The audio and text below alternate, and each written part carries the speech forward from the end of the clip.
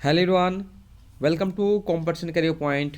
मैं आज आप लोगों के सामने 115 प्लस एमसीक्यू यानी महत्वपूर्ण प्रश्न का अभ्यास करने वाले हैं, प्रैक्टिस करने वाले हैं, जो इकाई 18 के अंतर्गत है।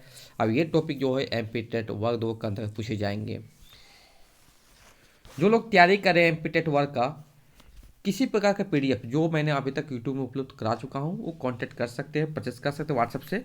व्हाट्सएप नंबर से 7004501486, ये व्हाट्सएप नंबर, ये सब व्हाट्सएप नंबर पर आप कांटेक्ट कर सकते हैं। जैसे बहुत सारा मैं कम से कम 27 टॉपिक का पीडीएफ या 26 से 27 टॉपिक मेरे पास अवेलेबल है। डिस्क्रिप्शन बॉक्स चेक कीजिए, वहाँ पर सारे के सारे मेंशन किए हुए मिलेंगे। शुरुआत करते हैं हम लोग। बाल गोविंद भगत किसकी रचना है? राम वृक्ष बेनीपुरी की है। बाल गोविंद भगत पेशे से क्या थे? तो गृहस्थ थे।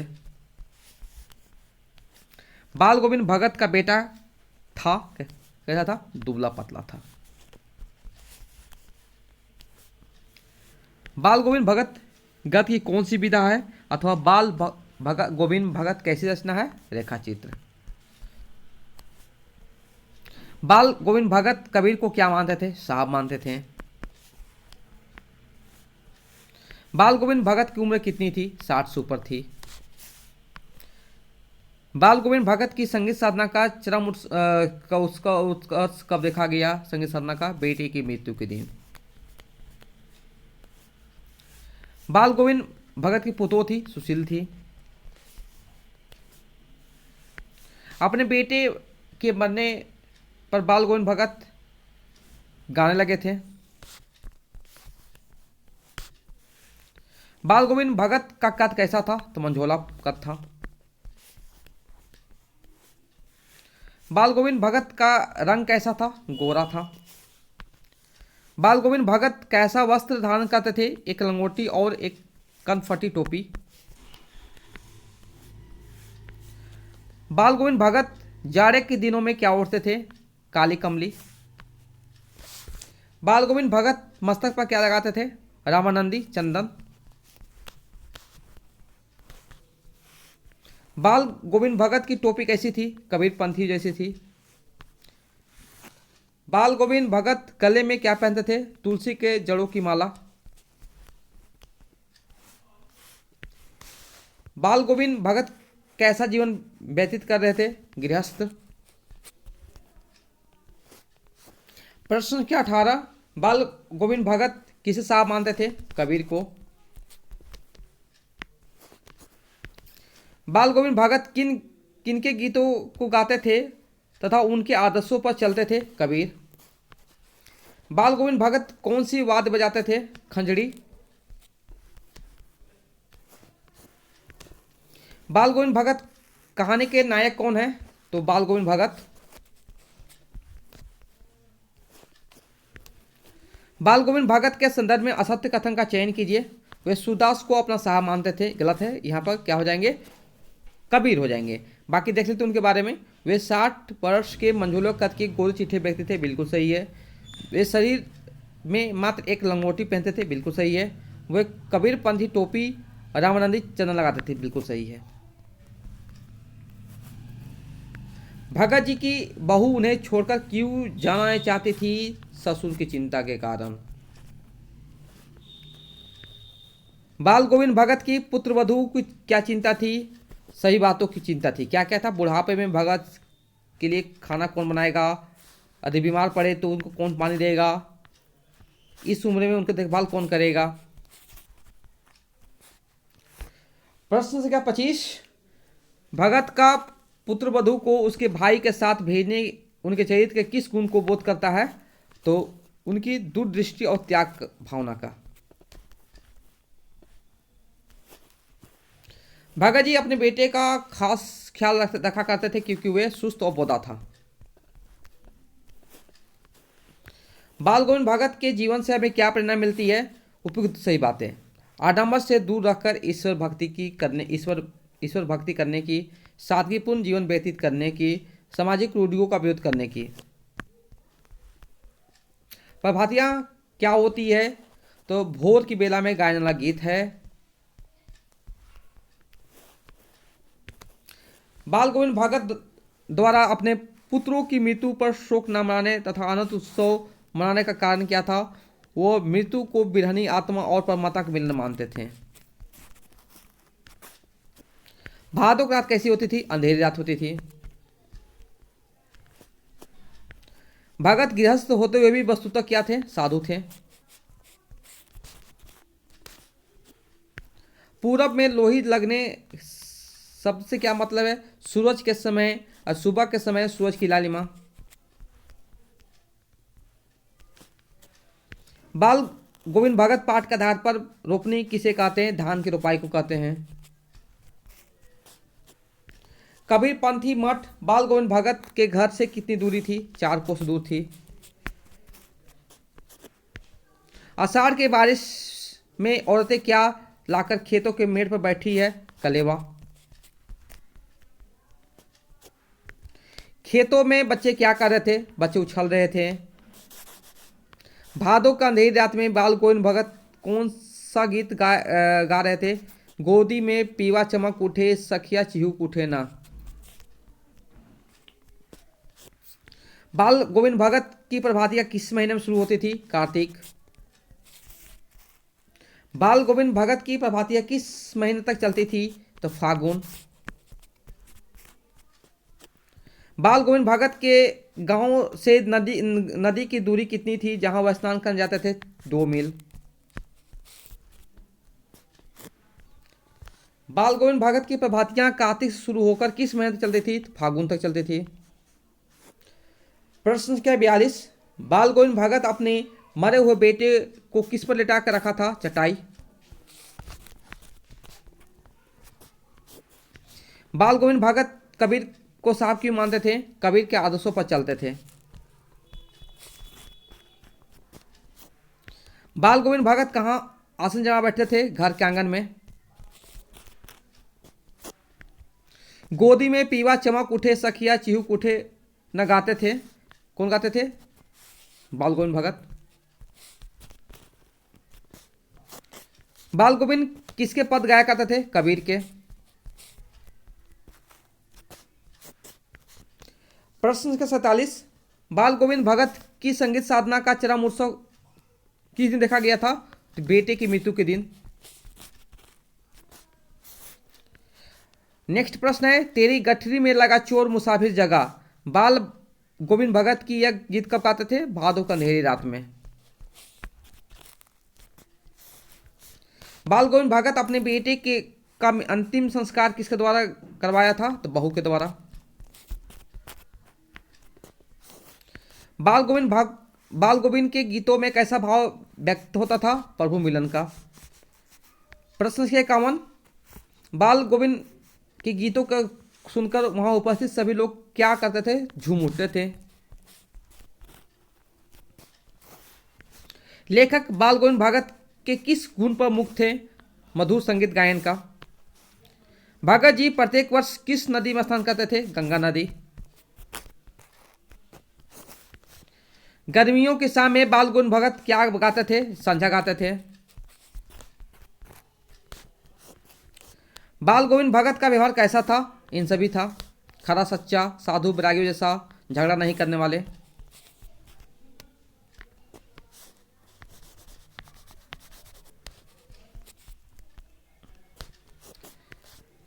अपनी फसल को बाल गोविंद भगत 4 कोस दूर कहाँ ले जाते थे? कबीर पंथी मठ। तेरी गठरी में लगा चोर मुसाफिर जाग जरा पंक्ति किस कहानी से ली गई है? तो बाल गोविंद भगत। बाल गोविंद भगत का बेटा कैसा था? सुस्त और बोधा था। बाल गोविंद भगत ने किसे अपने बेटे की मृत्यु का उत्सव मनाने को कहा था? अपने पुत्रों को। बाल गोविंद भगत अपनी फसल को पहले कहाँ ले जाते थे? कबीरपंथी मठ में। बाल गोविंद भगत खेत में क्या करते थे? धान के पौधे लगाते थे। बाल गोविंद भगत के गीतों में कैसा भाव व्यतीत होता था? ईश्वर भक्ति का। बाल गोविंद भगत किसे निगरानी और मोहब्बत के ज्यादा हकदार मानते थे? कमजोर व्यक्तियों का। बेटे के मरने के बाद बाल गोविंद भगत क्या कर रहे थे? गा रहे थे। बाल गोविंद भगत के बेटे के मृत शरीर को मुखाग्नि किसने दी थी? बहू ने दी थी। भगत के संगीत के जादू पर का प्रभाव किस किस पर पड़ता है? इन सभी पर पड़ता है। किसानों पर, आसपास खेलते बच्चों पर, मेड़ पर खड़ी औरतों पर। बाल गोविंद भगत अपने बेटे से अधिक प्यार इसलिए करते थे क्योंकि वह सुस्त और कम बुद्धि वाला था। प्रश्न संख्या 68। बाल गोविंद भगत ने पोतोस से बेटे के मृत शरीर को मुखाग्नि इसलिए दिलवाई क्योंकि वे सामाजिक रूढ़ियों को तोड़ना चाहते थे। भगत जी का पुतो कैसे थी? सुभग और सुशील होने के साथ घर की पूरी प्रबंधिका। बाल गोविंद भगत ने पुतों के भाई को क्या आदेश दिया था? पुतों के पुनर्विवाह का। बाल गोविंद भगत का कौन सा निर्णय अटल था? पुतों को उसके भाई के साथ भेजने का। बाल गोविंद भगत की मृत्यु के कारण क्या था? बीमारी था। बाल गोविंद भगत के संगीत को लेखक ने क्या कहा? जादू कहा। तेरी गठरी में लगा चोर मुसाफिर जाग जरा, इस पंक्ति में मुसाफिर किसे कहा गया? तो मनुष्य को कहा गया है। कार्तिक मास आने पर बाल गोविंद भगत क्या करते थे? प्रभात फेरी शुरू कर लेते थे।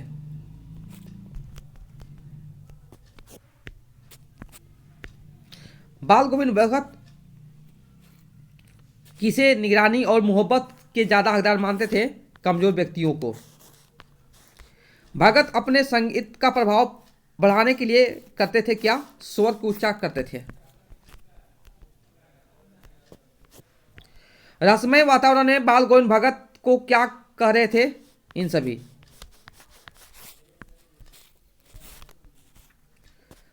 बाल गोविंद भगत कौन थे? साधु थे। बेटे के श्राद्ध अवधि पूरे होने पर भगत ने किसे बुलाया? पुतों के भाई को। सुबह सुबह बाल गोविंद भगत क्या गाते थे? भजन गाते थे। भगत जी बेटे के मरने के बाद अपनी बहू की दूसरी शादी क्यों करवाना चाहते थे? उसके सुखद भविष्य के लिए। बेटे की मृत्यु के बाद बाल गोविंद भगत अपनी बहू से क्या अपेक्षा रखते थे? वे दूसरा शादी कर ले। अपने मायके ना जाने की जीत पर अड़ी बहू को उसे घर भेजने के लिए भगत जी कौन सा दलील दी थी? वे खुद घर छोड़कर चले जाएंगे। लेखक के अनुसार बाल गोविंद भगत का लोगों के प्रति व्यवहार कैसा था? तो उपयुक्त सभी। भगत जी द्वारा अंतिम बार गाया गीत लेखक को कैसा लगा? जैसा वाणी का तार टूट गया हो। बाल गोविंद भगत के किन कार्यों से ज्ञात होता है कि वे सामाजिक परंपराओं को नहीं मानते थे? उपयुक्त सभी हो जाएंगे यहां। भगत जी की बहू उन्हें छोड़कर क्यों नहीं जाना चाहती थी? भगत जी अकेले हो जाने के कारण। भगत जी अपने खेतों में किस चीज की खेती करते थे? धान की करते थे। आपके अनुसार भगत जी द्वारा अपनी पुत्र वधू से बेटे की चिता को मुखाग्नि दिलाना क्या सिद्ध करता है? वे समाज में व्याप्त रूढ़िवादी परंपराओं को तोड़ना चाहते थे। भगत जी प्रतिवर्ष गंगा स्नान के लिए क्यों जाते थे? संत समागम के लिए।